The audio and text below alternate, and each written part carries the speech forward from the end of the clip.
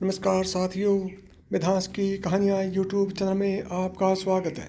एक बार देवर्षि नारद भगवान कृष्ण के पास द्वारका पहुँचे। भगवान कृष्ण ने सिंहासन से उठकर उनका स्वागत सत्कार किया और पूछा, आओ नारद, कैसे आना हुआ? कृष्ण, मैं यह जानना चाहता हूँ कि माया क्या है, बताओगे? नारद ने कहा, नारद, माया को बताया नहीं जा सकता। कृष्ण बोले, इसे तो केवल अनुभव से ही जाना जा सकता है। मेरे साथ आओ, कहकर कृष्ण नारद को द्वारका से बाहर ले चले।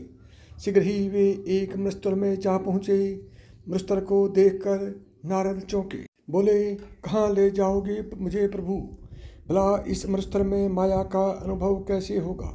धीरज रखो नारद, कृष्ण ने सांत्वना दी। काफ़ी दूर चलने के बाद कृष्ण अचानक रुक गए।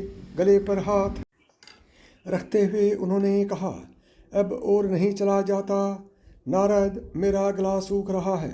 यह पत्र ले जाओ और कहीं से जल लेकर आओ। घबराइए मत कृष्ण, नारद ने पत्र लेते हुए कहा, मैं अभी जल लेकर आता हूँ। नारद जल की खोज में निकल पड़े। उन्होंने दूर दूर तक दृष्टि घुमाई। हर तरफ उन्हें बालों के ऊंचे ऊंचे टीले ही दिखाई दिए। पर जब वे कुछ और बढ़े तो एक छोटी सी बस्ती उन्हें दिखाई दे गई। नारद बस्ती के समीप पहुँचे तो एक कुएं पर पानी भरती एक नवयुवती उन्होंने देखी। नवयुवती बहुत ही सुंदर थी। देवी, थोड़ा सा जल पिलाकर मेरी प्यास बुझाओगी? मैं बहुत प्यासा हूँ। नारद ने कहा, हाँ हाँ, क्यों नहीं, लीजिए जल पीजिए। युवती के मुँह से वीणा के तारों जैसी झंकार से शब्द निकले। उसने जल पत्थर से नारद को जल पिलाया। इस बीच नारद मुग्ध भाव से जल पीने के साथ साथ उसका रूप निहारते रहे।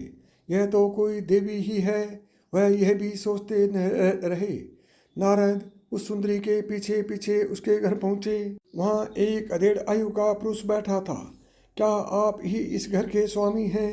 नारद ने पूछा। इस घर का ही नहीं, मैं सारे गांव का स्वामी हूँ। तुम्हें क्या काम है महाराज? उस व्यक्ति ने उत्तर दिया, मैं तुम्हारी पुत्री के साथ विवाह करना चाहता हूँ। नारद ने कहा, हाँ हाँ, क्यों नहीं। अधेड़ आयु के गृह स्वामी ने कहा, तुम नवयुवक हो, स्वस्थ हो, बलवान हो, परंतु मेरी एक शर्त है। कैसी शर्त? नारद ने आशंकित स्वर में पूछा। तुम्हें मेरी पुत्री से विवाह करके इसी गांव में, इसी घर में रहना पड़ेगा। बस इतनी सी बात है, मुझे तुम्हारी शर्त स्वीकार है। नारद बोले और सोचने लगे कि इस सुंदरी को पाने के लिए तो मैं कुछ भी कर सकता हूँ। दोनों का विवाह हो गया। नारद उसी घर में रहने लगे। विवाह के कुछ ही दिन बाद मुखिया की मृत्यु हो गई। उसका सारा काम नारद को संभालना पड़ा। नारद खेती बाड़ी संभालने लगे। नारद के 4 संतानें हुई। इससे अपनी संतानों को पालने पोसने का दायित्व भी उन पर आ पड़ा। समय अपनी रफ्तार से बीत रहा था कि एक दिन आंधी तूफान और वर्षा तथा बाढ़ के रूप में उन पर विपत्ति टूट पड़ी। पत्नी और बच्चों को नौका में बैठाकर नारद हरहराते पानी में जान बचाने का प्रयास करने लगे। परंतु बाढ़ का एक ऐसा रेला आया कि नाव उलट गई। नारद की पत्नी और 4 बच्चे बाढ़ के पानी में डूब गए। नारद ने उन्हें बचाने की भरपूर कोशिश की, लेकिन सफलता न मिली। बाढ़ का पानी नारद के बच्चों और पत्नी को लील गया। थोड़ी ही देर बाद पानी का दूसरा रेला आया, जिसने नारद को किनारे पर ला पटका।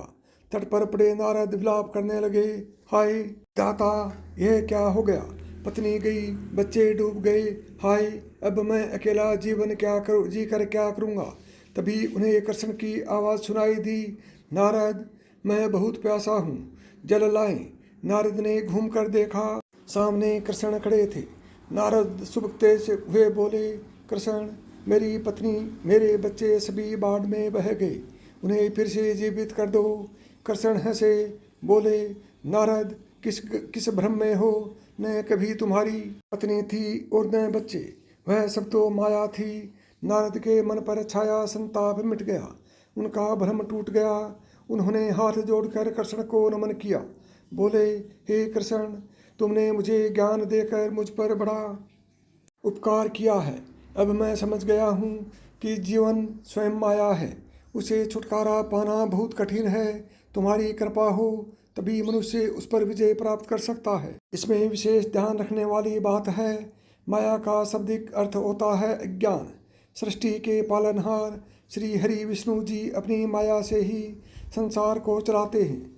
जो व्यक्ति श्रद्धापूर्वक उनकी निस्वार्थ भाव से भक्ति करता है, धर्म के मूलभूत सिद्धांतों का अनुसरण करता है, उसे मुक्ति मिलती है और माया का प्रभाव उसके जीवन में नहीं रहता है। अतः माया यानी अज्ञान से पीछा छुड़ाइए और वेदों के अनुसार जीवन के लक्ष्य मोक्ष की प्राप्ति के लिए श्री हरि विष्णु जी की उपासना कीजिए।